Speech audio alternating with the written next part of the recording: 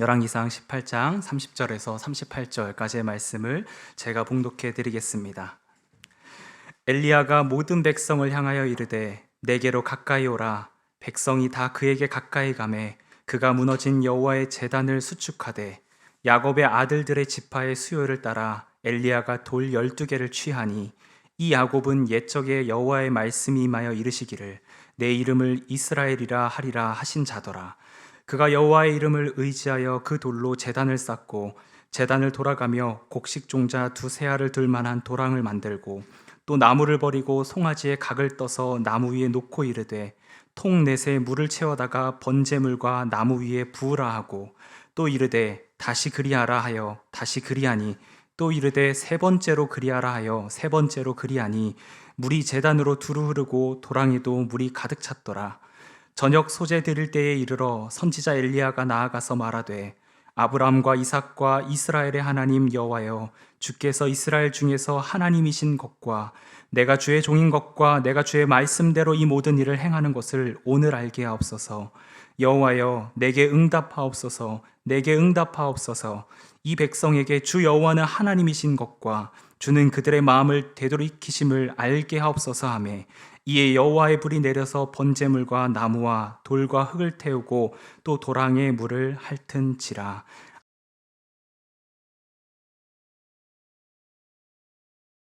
지난 2022년 한 해를 결산하면서 한국에 있는 대학 교수들이 우리나라의 상황을 보고 뽑은 사자성어가 있습니다. 잘못을 하고도 고치지 않는다라고 하는 뜻의 과이불개라고 하는 사자성어를 꼽았습니다. 이 말은 논어에 기록된 것으로 잘못을 하고도 고치지 않는 것, 이것이 잘못이다 라고 하는 과이불개 시위가의라는 구절에서 가지고 온 표현입니다. 아마 지난 한 해 사회 곳곳에서 과이불개로 인하여 큰 사건, 사고가 있었음을 통렬하게 지적하고 올해도 또 우리 안에서 사회에서 잘못된 것을 고치지 않으면 여러 가지 문제가 있을 수 있다라는 것을 통렬하게 지적한 표현입니다. 이 과이불개라고 하는 말은 범죄학 용어에서도 자주 사용되는 깨진 유리창의 법칙이라는 것과 같은 맥을 하는 내용입니다. 이 깨진 유리창의 법칙이라고 하는 이론은 깨진 유리창 하나를 사소하다고 방치해 두면 그 지점을 중점으로 범죄가 더 크게 확산된다라고 하는 이론입니다. 이를 증명하기 위하여 한 연구원이 구석진 골목에 2대의 차량을 주차해 두었습니다. 주차해 둔 두 차량은 모두 다 본닛을 열어두고 한 차의 차량 앞 유리창은 깨어지고 앞 유리창은 또 한 차의 차량은 앞 유리창이 그대로 있는 채로 그 구석진 골목에 그 차량을 2대를 그대로 두었습니다.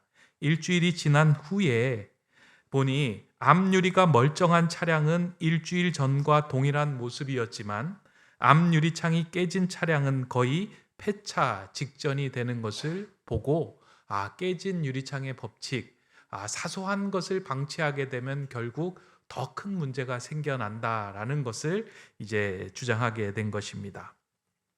이러한 상황은 우리의 신앙생활에서도 동일하게 적용이 됩니다.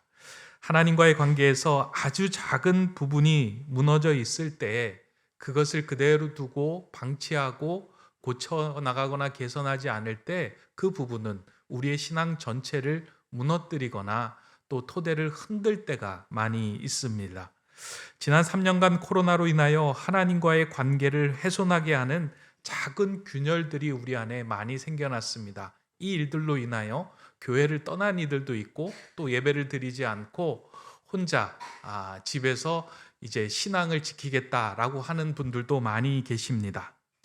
이제 코로나가 더 이상 발목을 잡지는 않지만 이러한 상황들은 계속해서 여러 가지의 모습으로 우리에게 다가올 것입니다. 그때 우리가 무너지지 않고 든든하게 서 있기 위하여 우리는 우리의 자신을 돌아보고 우리의 신앙을 점검하며 무너진 것을 보수하고 토대를 든든하게 세워가야 할 필요가 있습니다.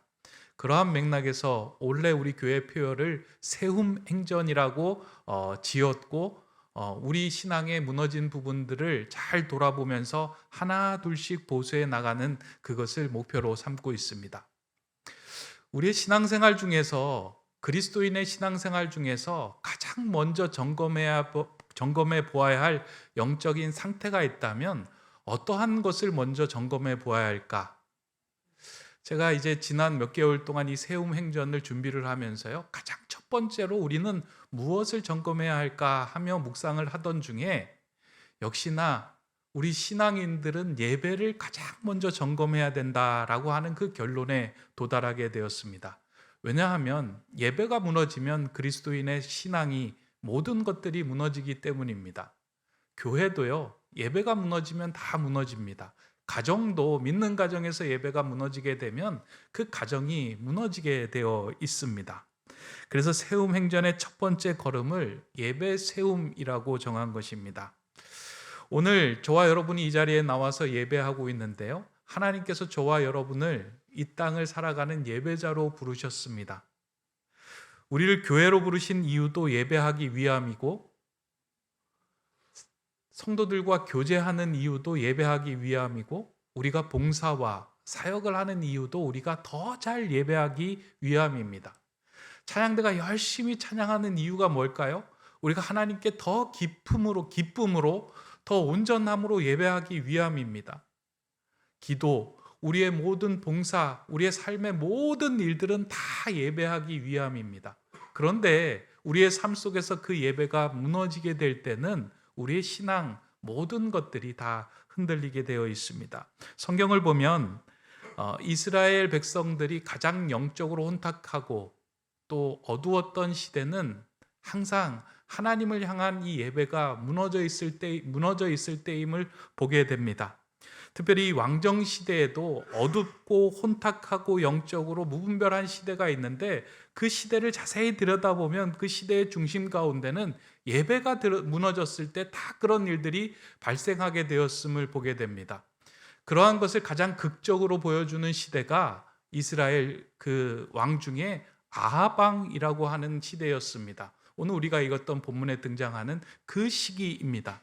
이 아합 왕이라고 하는 사람은 왕비를 페니키아에 있는 이세벨이라고 하는 여인을 왕비로 삼았는데요, 이 이세벨이라고 하는 여인은 페니키아에서 그들이 믿고 신뢰하고 따랐던 바알과 아세라의 신을 이스라엘로 가지고 온 인물입니다.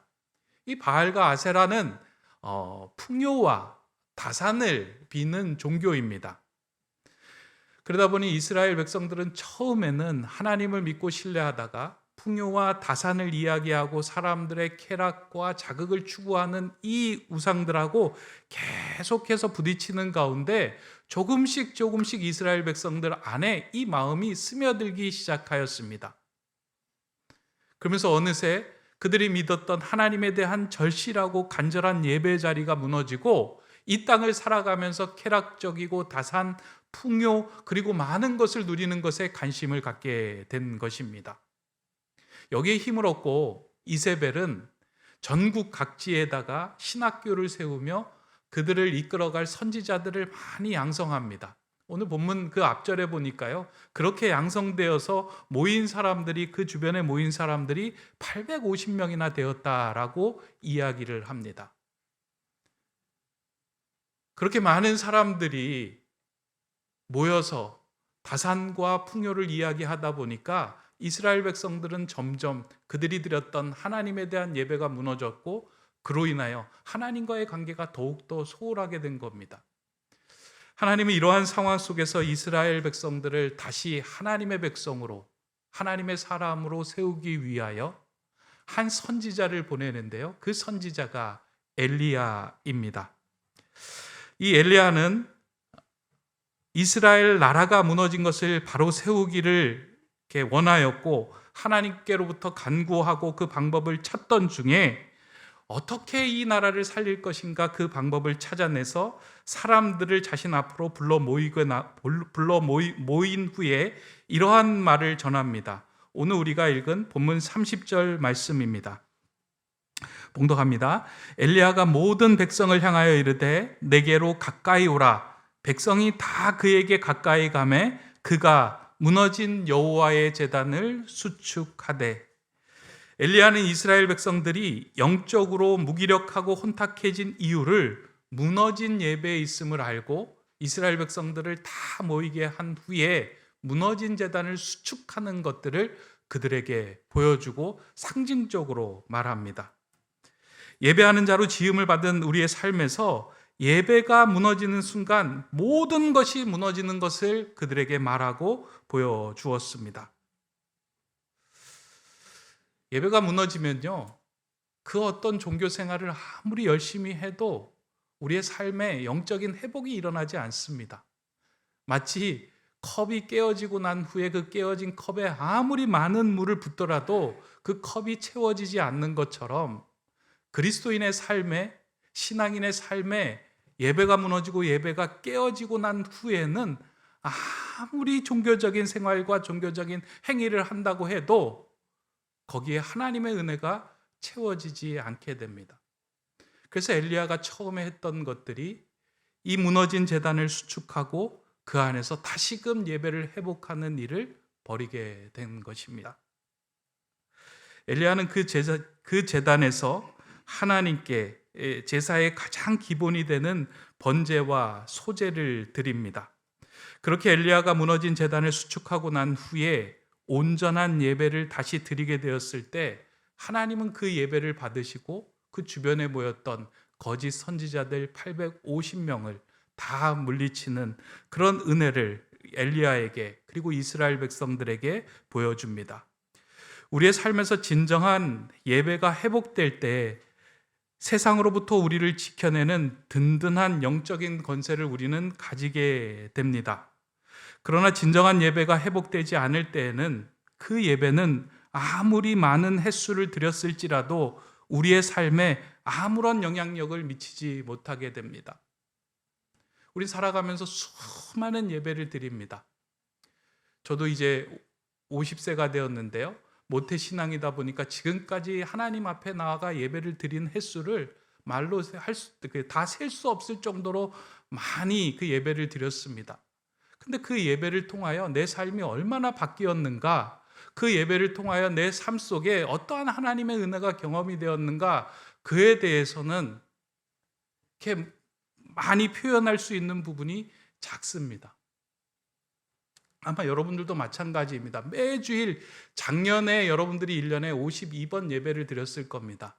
여러분은 그 예배를 통하여 어떠한 것이 변화되고 어떠한 것이 바뀌었고 어떠한 은혜를 경험했습니까? 목사님, 작년에 제가 예배를 드렸는데요. 하나님께서 저를 위로해 주셔서 내 눈에 나는 모든 눈물을 닦아 주셨습니다. 예배가 위로의 자리였습니다. 올 한 해도 그 예배가 저를 위로해 주시고 제 문제를 해결해 주시는 그 은혜의 위로의 자리가 되기를 소망합니다. 라고 말씀하시는 분도 계실 겁니다. 그런데 예배를 자세히 우리가 들여다보고 성경 속에서 말하는 그 예배를 들여다보면 예배는 단지 우리의 눈물을 닦아주고 우리의 문제를 해결해 주는 자리가 아님을 우리가 보게 됩니다. 오히려 예배는 예배에 나와서 우리가 눈물을 흘려야 하는 자리다라고 이야기하고 말씀합니다. 예배는 우리가 눈물을 닦아주는 자리가 아니고요.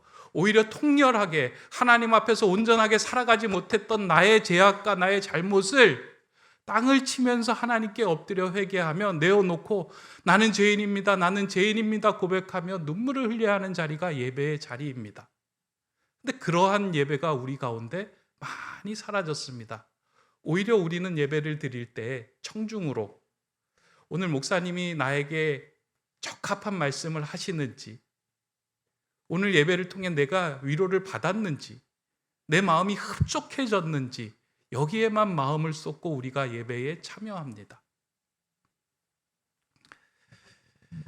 우리의 예배는 그와 같이 내 중심에 내 마음에 흡족한 예배로 머물러 있었을 때는 그 예배를 통하여 우리는 하나님께로 온전하게 나아갈 수 없습니다.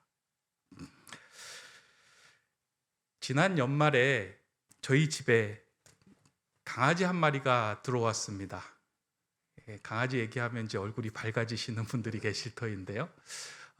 저희 집에 이제 아들만 셋이다 보니까 늘 집에 들어가면 이렇게 썰렁한 거예요. 아빠가 들어가면 오이 이렇게 이야기하면서 이제 인사를 하다 보니까 좀 이렇게 누가 딸처럼 나를 반갑게 맞이해 주면 좋겠다. 집에 들어가는데 기쁨이 있겠다라는 그 생각을 늘 하고 있다가 언젠가 내가 강아지 한 마리를 키우리라 하면서 이제 몇 년을 쌓아놓고 있다가 작년 연말에 이제 아마 제 마음이 그게 달한 것 같습니다. 이제 더 이상 너희들로부터 내가 위로를 받지 못하고 강아지로부터 위로를 받겠다 하는 마음으로 한 마리를 들여다 놨는데요. 그 강아지가 요즘 제가 들어가면 너무 저를 반갑게 맞이해 주는 거예요. 막 꼬리를 흔들면서 그 신발 벗을 때부터 와가지고 너무나도 예쁘게 이제 저를 반갑게 맞이해 줍니다. 그러다 보니까 제가 그 강아지를 이제 옆에 두고 있는데요. 제가 그 강아지를 너무 좋아하니까 그 강아지를 관리하고 훈련하고 뭐 씻기고 해야 되는 일들이 다 제 몫이 되었어요. 그래서 제가 이제 그 강아지를 잘 관리하고 이제 이렇게 보고 있는데요.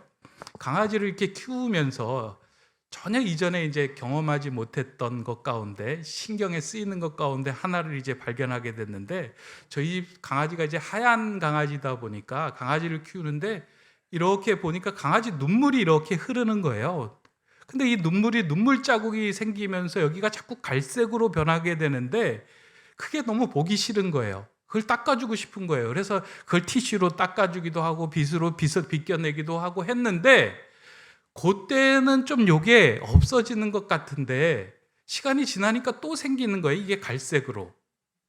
그래서 그 티슈로 닦아주고 막 했는데 제가 어떤 영상을 보니까 강아지에게 그 티슈로 닦아주는 건 강아지에게 좋은 일이 아니다. 오히려 거기서부터 균이 들어가서 눈이 안 좋아질 그 위험이 있으니까 티슈로 닦아주는 게 강아지를 돕는 일이 아니다라고 이야기를 하더라고요. 그러면서 하는 이야기가 본질적으로 강아지가 눈물을 자꾸 흘리는 강아지는 눈물을 흘리게 하는 요소를 해결해 줘야 된다. 영양분을 공급해주고 또 그에 해당되는 약을 먹여주면 어느 순간에 눈물이 마르고 그것이 깨끗해진다라고 하는 그 이제 수의사의 이야기를 듣고 이제 그 방법을 행하고 있는데요.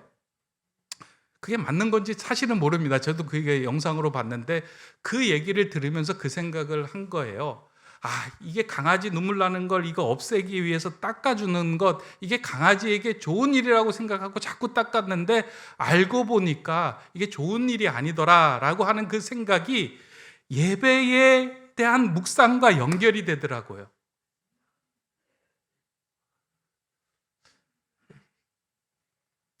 앞으로 이제 더 이상 강아지 얘기는 안 할 터인데 강아지를 키우면서 그게 예배에 대한 묵상하고 연결이 되면서 이런 생각을 했어요. 우리가 예배를 드릴 때 우리는 어디에 초점을 두고 예배를 드리고 있는가? 하나님께 예배를 드린다라고 나와서 하나님께 예배를 드리고 있지만 늘 우리의 마음은 내 눈물을 닦아주는 것, 내 마음을 흡족하게 하는 것에 대해서 집중하며 예배하며 예배자로 참여하고 있는 것은 아닌가? 어느 순간에 하나님께 예배한다라고 하면서 그 예배의 중심이 주인이 하나님이 아니고 내가 그 예배의 주인이 되어서 그 자리에 서 있는 우리의 모습을 보게 되는 거예요. 여러분들은 어떤 마음으로 오늘 예배 자리에 나오셨습니까? 하나님께서 나를 위로해 주시고 격려해 주시고 내 눈물을 닦아 주시고 나를 온전케 하시고 힘을 더해 주셔서 세상을 살아갈 강력한 힘을 부어주는 것, 거기에 마음을 쏟고 이 예배 자리에 나오셨습니까? 물론 예배를 통하여 그런 은혜를 경험해야 합니다. 그러나 그것이 예배의 본질이 아닙니다. 예배의 본질은 내 눈물을 닦아주는 자리가 아니라 하나님께 나아가 눈물을 흘리며 아픔을 동반하며 나를 깎아서 하나님, 이게 하나님의 뜻인데 내 뜻과는 하나님 상치되는 것 같습니다. 그럼에도 불구하고 하나님 내 뜻을 죽여서 하나님의 뜻을 따르겠습니다. 하나님께 내 목을 내어놓습니다. 그러한 마음으로 엎드려 예배하는 것이 예배의 자리입니다. 예배라고 하는 한자를 보니까요, 예식 예자에 절할 배자를 쓰더라고요. 그러니까 절하다라고 하는 것은 엎드리다라는 뜻이잖아요. 단지 안녕하세요라고 인사하는 것이 아니고요. 우리가 세배할 때 납죽 엎드려서 부모님에게 세배하잖아요. 거의 배가 다 땅에 닿을 정도로 부복하며 절하는 것, 그게 배예요. 하나님께 예배 드린다라는 것은 하나님 앞에 나와 납죽 엎드리는 것을 이야기를 해요. 납죽 엎드린다라고 하는 것은 무슨 의미예요? 하나님이 내 삶의 주인이십니다. 하나님께 내 생명을 드립니다. 하나님이 내 생명을 가져가도 나는 하나님의 뜻에 순종하며 나아가겠습니다 하는 그 고백이 예배에 담긴 의미예요. 그래서 예배의 본질은 나를 위로하는 것이 아니라 하나님의 마음을 흡족하게 해드리는 엎드림으로 표현된다는 겁니다. 이것을 가장 잘 보여주는 것이 창세기 22장에 나온 아브라함이 이삭을 드리는 장면입니다. 창세기 22장에 보면 하나님께서 어느 날 아브라함을 찾아가셔서 아브라함아, 내가 내 아들 이삭을 나에게 제물로 번제물로 드려라 라고 이야기합니다. 너무 이해가 되지 않는 말입니다. 자신의 뜻과 상치되는 이야기예요. 하나님이 이 소중한 아들을 주셨는데 갑자기 이 아들을 가져가신다니 이게 말이 됩니까? 그때 아브라함은 그 하나님의 말씀을 듣고 그 이삭을 데리고 하나님께 이삭을 드리는 심정으로 모리아 산으로 이삭을 데리고 갑니다. 저는 여기서부터 예배가 시작됐다라고 생각이 됩니다. 내 뜻과 내 말과 내 생각과 상치되는 하나님의 뜻, 하나님의 말, 하나님의 생각이 다가왔을 때 내 뜻을 죽이고 하나님의 뜻으로 나아가는 거예요. 여기서부터 벌써 아브라함은 자신의 생명을 하나님께 드린 거예요. 사실은 이삭을 하나님께 드리는 생명으로 드렸다라고 하지만 아브라함에게 있어서 이삭은 자신의 생명보다 더 소중한 것이었어요. 그 소중한 것을 하나님께서 달라고 했을 때 하나님, 주신 자도 하나님이시고 가져가실 자도 하나님이십니다 하는 고백으로 자신의 생명, 마음, 뜻, 그것을 다 굽혀서 하나님께 내어드린 겁니다. 그렇게 하나님께 내어드리려고 할 때 하나님께서 아브라함의 칼을 막으시고 이삭을 살려두시면서 그 옆에 준비한 번제물로 드릴 순양을 아브라함에게 보내십니다. 아브라함이 그 번제물을 잡으면서 어떠한 마음을 가졌을까? 하나님 이삭의 생명, 아브라함 저의 생명, 이 모든 생명들이 이 동물에게 다 안수하고 이 동물이 나의 생명, 우리 아들의 생명까지 다 포함하는 것을 하나님께 내어드립니다. 여기에 내 생명이 담겨져 있습니다. 내가 전적으로 하나님께 순종합니다 라는 마음으로 아브라함은 하나님께 드렸을 겁니다. 저는 모든 예배가 레위기로부터 시작돼서 구약 성경에 나오는 모든 예배가 여기로부터 시작됐다라고 생각합니다. 하나님 앞에 내 뜻을 굽히고 하나님이 주신 가장 소중한 것을 하나님께 그 아픔을 동반하는 마음으로 드리는 그 심정으로 하는 그 예배가 하나님께서 진정으로 받으시는 예배의 모습이다.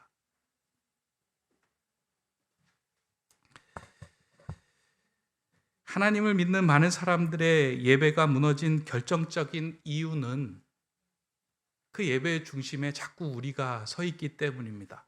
이러한 나를 내어드리고 나의 아픔을 동반하고 나를 잘라내는 그 수고 없이 자꾸 청중의 자리에 서서 예배를 드리기 때문입니다. 그래서 어느 날은 목사님이 말씀 전해주셔서 그 목사님 말씀이 내게 흡족하게 다가올 때, 위로가 될 때, 평안을 줄 때는 오늘 은혜 주셔서 감사합니다 라고 고백하며 돌아가죠. 근데 어떤 날은 너무 받기 힘든 말인 거예요. 순종하라, 하나님 말씀대로 용서하라, 이런 말씀이 내게 들려왔을 때 그 말씀이 너무 힘들고 냉랭한 상태로 돌아갑니다. 그런데요, 진정한 예배를 드릴 때는 그 용서의 말씀을 들었을 때 그 용서의 말씀이 칼이 되어 나를 자르는 거예요. 하나님, 난 저 사람 용서할 수 없습니다. 그런데 이 자리에 와보니까 내가 용서할 수 없는 마음들이 내 안에 너무 가득합니다. 근데 말씀을 주셨으니 말씀의 검으로 나를 잘라내겠습니다. 그리고 용서의 자리로 나가겠습니다. 그 아픔과 눈물이 동반이 되는 자리가 진정한 예배 자리예요. 그때에서야 하나님이 주인 되시고 우리는 종이 되는 거고, 하나님이 하나님이 되시는 거고, 그 말씀을 준행하는 삶이 우리가 행하는 삶이 된다는 겁니다. 엘리야는 그러한 마음으로 무너진 제단을 수축하고 그곳에서 예배를 드렸습니다.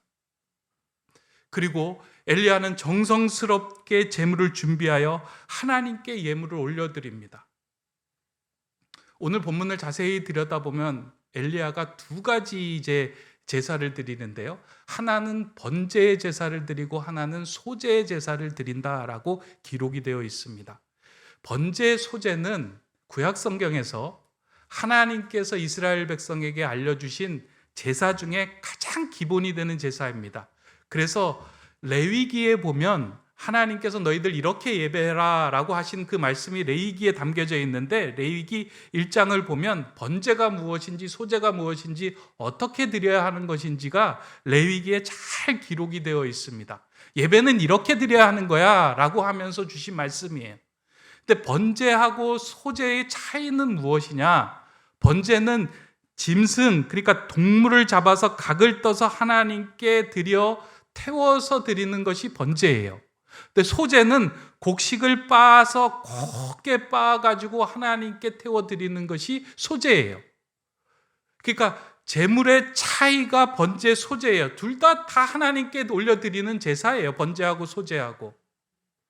근데 이 번제하고 소제가 가지고 있는 공통점이 있다면, 번제를 드리는 사람, 소제를 드리는 사람이 제사장이 아니라 예배하러 나온 사람들이 번제와 소제를 드렸다는 거예요.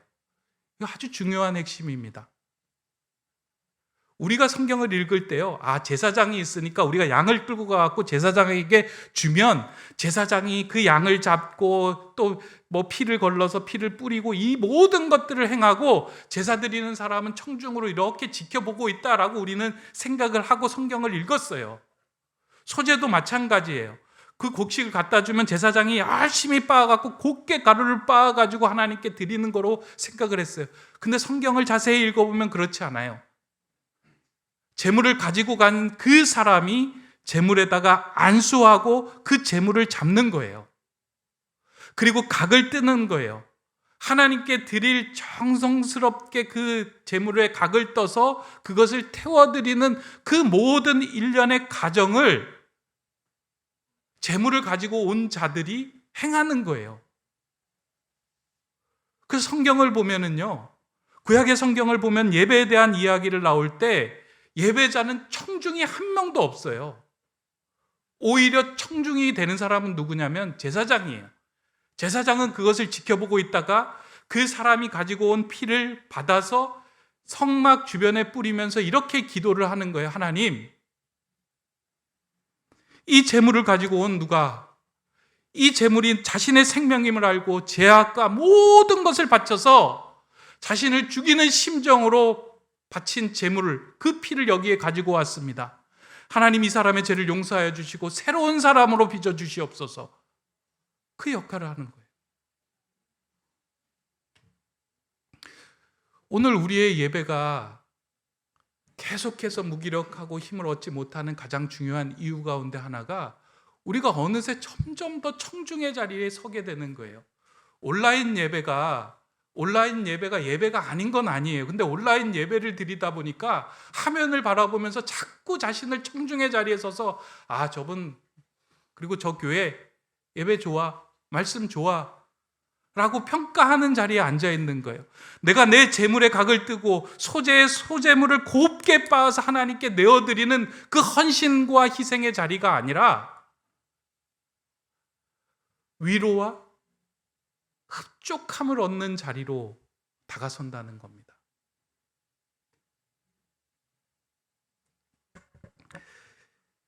그래서 하나님께서 그 소재를 드릴 때 그 소재에 넣지 말라라고 한 것이 누룩과 꿀이었습니다. 누룩이라고 하는 것은 부풀리게 하는 것이고요, 꿀이라는 것은 단맛을 내는 거예요. 하나님께 드리는 것, 그것을 통해서 우리가 부풀려지고 단맛을 얻는 것, 그것으로 우리가 하나님께 예배를 다 드리는 것이 아니고요. 오히려 예배는 소금을 치는 거예요. 소제는 소금을 치는 거예요. 그 제물에 들어가서 사라지고 없어지고 맛을 내는 거예요. 엘리야가 무너진 제단을 수축하고 난 후에 그 소제를 드립니다. 오늘 본문에 보면 이렇게 이야기하고 있습니다. 저녁 소제 드릴 때에 36절의 말씀입니다. 저녁 소제 드릴 때에 이르러 선지자 엘리야가 나아가서 말하되 아브라함과 이삭과 이스라엘의 하나님 여호와여 주께서 이스라엘 중에서 하나님이신 것과 내가 주의 종인 것과 내가 주의 말씀대로 이 모든 일을 행하는 것을 오늘 알게 하옵소서. 이 저녁 소제를 드린다라고 하는 이 표현은요, 하루의 끝이 아니고요, 이스라엘 백성에게는 하루의 새 날이 시작되는 날이 저녁이에요. 저녁이 되고 아침이 되니, 그러니까 그 사람들의 하루의 개념은 저녁이 되면 하루가 시작이 되는 거예요. 그 저녁에 소제를 드리는 건 첫 시간을 드린다는 의미예요. 그 첫 시간을 준비하기 위해서 사람들이 소제를 준비해 온 거예요. 자신을 곱게 빻아서, 그 소제물을 곱게 빻아서 준비하며 하나님께 가지고 나온 겁니다. 그 곱게 빻는 그 행위와 그 마음이 담겨진 기도가 이 기도예요. 오늘 36절에 보면 여호와여 주께서 이스라엘 중에서 하나님이신 것과 내가 주의 종인 것과 그리고 내가 주의 말씀대로 이 모든 일을 행하는 것을 오늘 알게 하옵소서. 하나님이 하나님이시고 내가 종이고 나는 하나님의 말씀대로 행하는 자임을 하나님, 내가 이 곱게 갈려진 이 소재를 통해서 하나님께 고백하며 나아갑니다. 예배는 이와 같은 마음이 담겨져 있는 자리가 예배의 자리입니다. 그때 하나님은 그 엘리야의 기도를 들으시고 엘리야의 예배를 받으시고 엘리야를 둘러싸고 있었던 850명의 거짓 선지자들이 맥없이 무너지게 하는 그런 놀라운 은혜 사건을 하늘로부터 펼쳐주시고 보여주셨습니다. 하나님께 드리는 예배는 청중의 자리에서는 온전하게 이루어질 수 없습니다.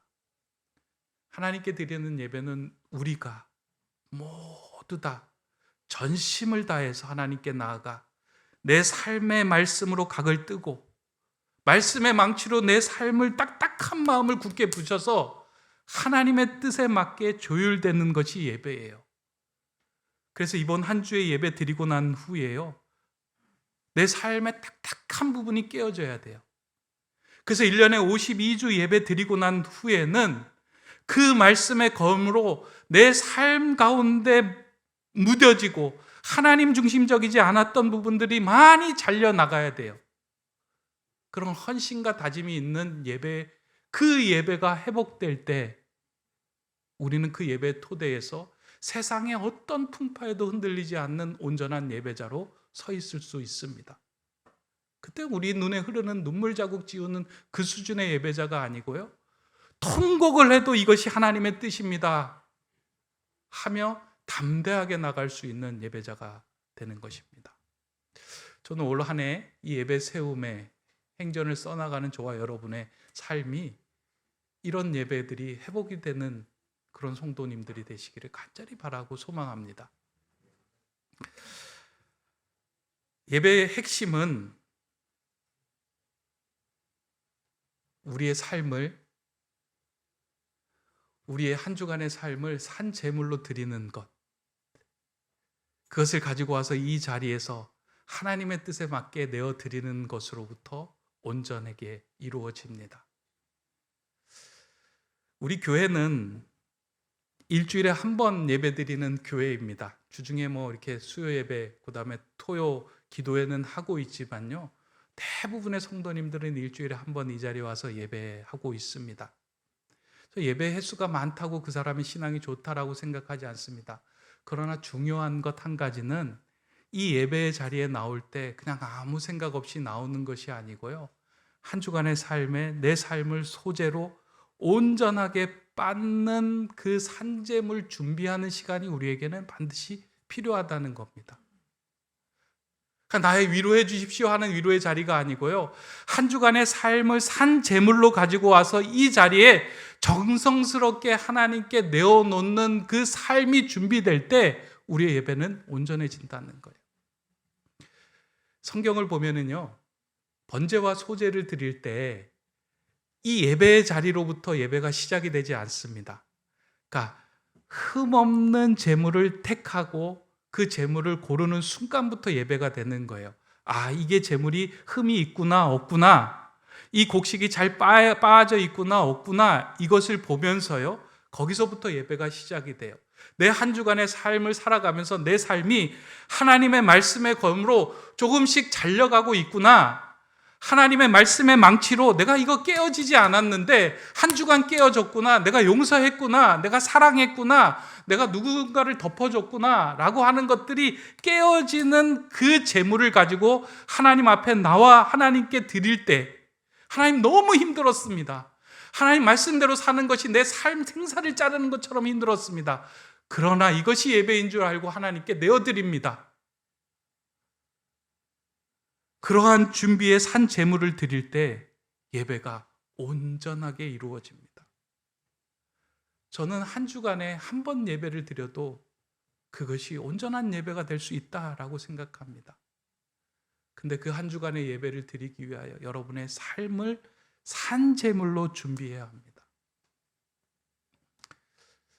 그래서 한 주간의 삶에서 승리하고, 한 주간의 삶의 말씀의 검으로 여러분들의 삶을 벼리고, 여러분의 말씀의 망치로 여러분의 딱딱한 마음을 깨는 일들이 있어야 합니다. 그런 의미에서요, 좀 이렇게 얘기만 하면 추상적일 것 같아서 올해는 좀 그 예배 세움에 대한 실천적인 거를 좀 도전을 해보려고 합니다. 이 교회에서 뭘 준비를 했냐면요, 이제 사순절 시작, 2월 마지막 주부터 사순절 시작되는 기간부터 시작해서 40주간 가정에서 이제 예배 세움을 좀 진행을 해보려고 해요. 그래서 교회에서 예쁜 예배상을 하나 마련을 했습니다. 그러니까 교회 로고가 박혀져 있는 예쁜 예배상인데요, 그 예배상을 펼치고 가정에서 또 교회에서 그 주간에 드리는 그 말씀을 펴놓고 그 말씀을 읽고 묵상하면서 그 주간의 삶을 말씀의 검으로 내 삶을 잘라내고 말씀의 망치로 나를 곱게 부수는 그 시간을 갖기를 소망하면서 그 예배 세움을 진행해 보려고 합니다. 그래서 여러분들이 이제 다다음 주부터 좀 광고 나갈 텐데요, 목사님 저도 한번 시도해 보겠습니다 하시는 분들을 신청해 주시면 그분들을 위해서 상하고 말씀하고를 잘 준비해서 드릴 테니까 여러분들도 한번 도전해 보십시오.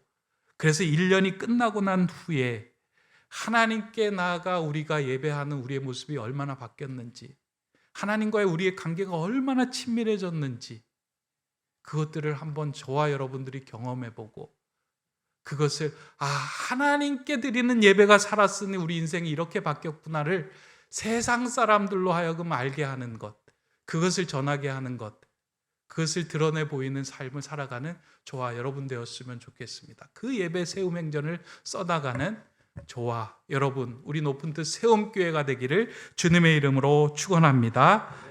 기도하겠습니다. 진정한 예배자를 찾으시는 하나님, 오늘도 말씀을 통하여 우리의 예배를 돌아보게 하심에 감사를 드립니다.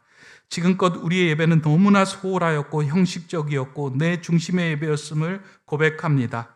이제 우리의 부족함을 알았으니 그 부분을 보수하여 하나님 앞에서 가장 소중한 생명 이삭을 드렸던 아브라함의 예배처럼, 오직 하나님만을 신뢰하며 목숨을 걸고 예배했던 엘리야처럼 하나님께 내 삶을 온전히 드리는 예배자로 살아가게 하여 주시옵소서. 우리에게 그런 예배가 가능할 수 있도록 성령님께서 지켜주시고 함께 이끌어 주시옵소서. 길과 진리와 생명 되신 예수 그리스도의 이름으로 기도드립니다. 아멘.